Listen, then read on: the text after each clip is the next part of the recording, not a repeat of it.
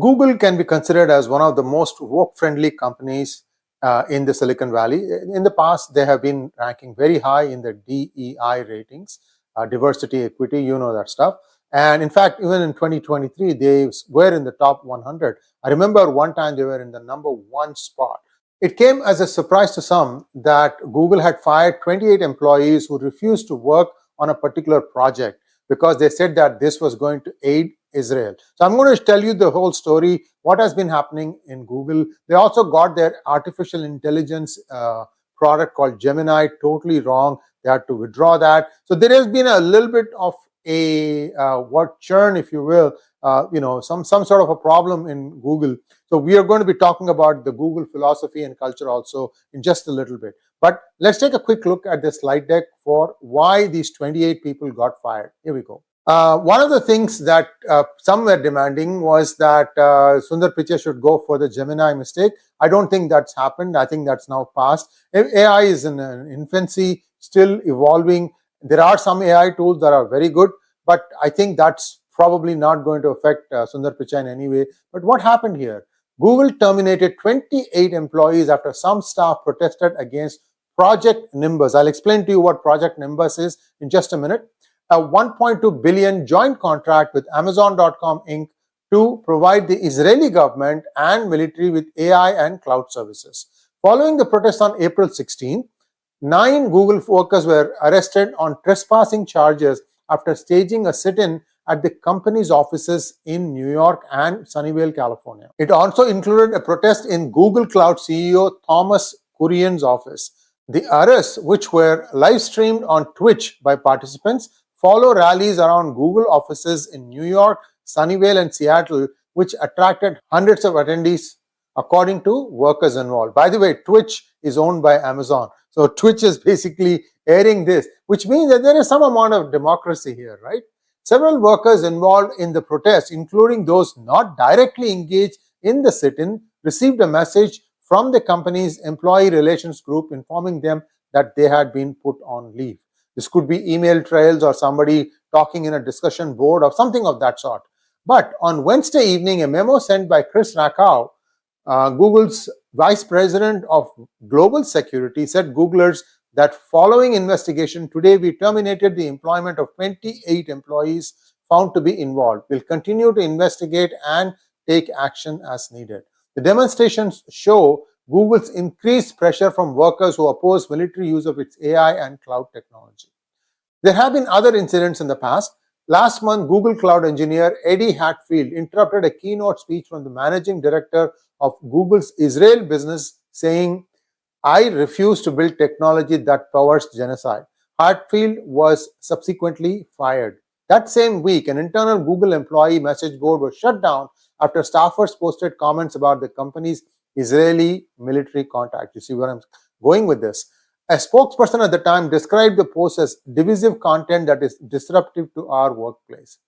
The protests were led by No Tech for Apartheid organization and focused on Project Nimbus, Google and Amazon's joint $1.2 billion contract to provide the Israeli government and military with cloud computing services. These include artificial intelligence tools, data centers, and other cloud infrastructure. Protesters in Sunnyvale sat in Kurian's office for more than 9 hours until their arrest, writing demands on Kurian's whiteboard and wearing shirts that read "Googler against genocide."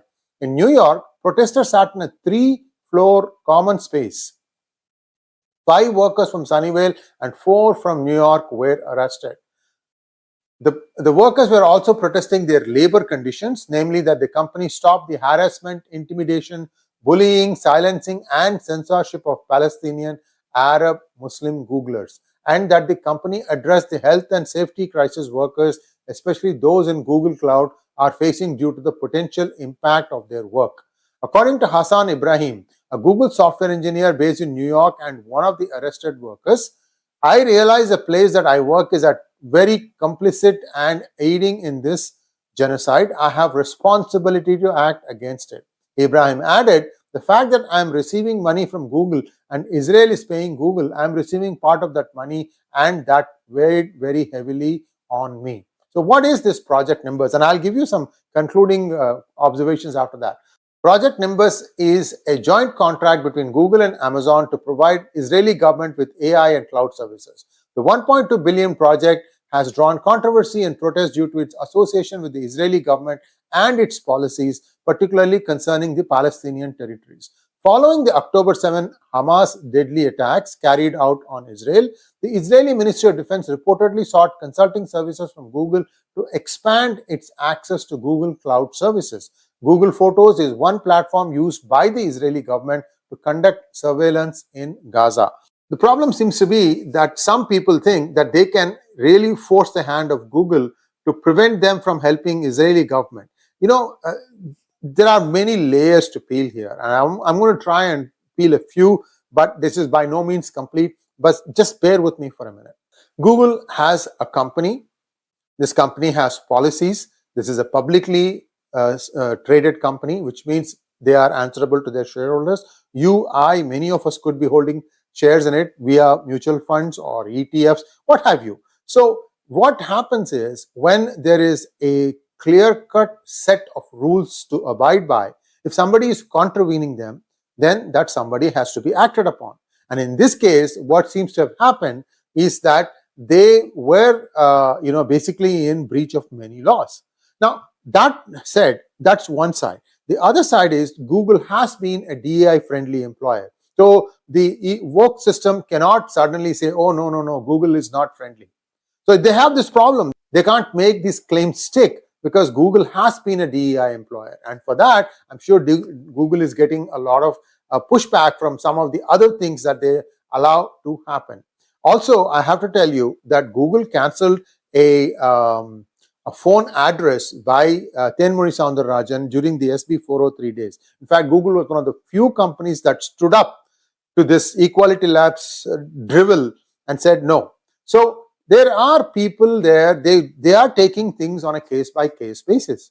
So I can't say that what Google did is wrong. At the same time, I do see that people are trying to exploit some of these things, and they're trying to mix two different things. They're suddenly saying Israel is being apartheid. No, Hamas had 16 years to fix things in Gaza. But what did they do instead? They took all the money, all the funding, all the material that came to build tunnels. They also got rid of the other party, which is considered to be more moderate, which is what is now in power in West Bank. How come we don't see any of these problems in West Bank? So there are lots of layers here, and people are being mischievous. They are playing dirty. They are trying to, somehow link one with the other.